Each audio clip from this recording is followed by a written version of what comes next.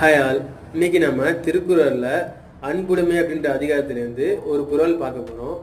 அது என்னன்னா, அன்போடு இயைந்த வழக்கென்ப ஆறு இருக்கு என்போடு இயைந்த தொடர்பு அப்படின்றதுதான்.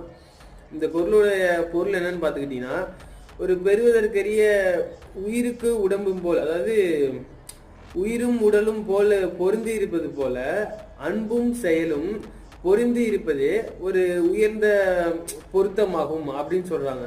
அதுதான் இந்த குறளுடைய பொருள்.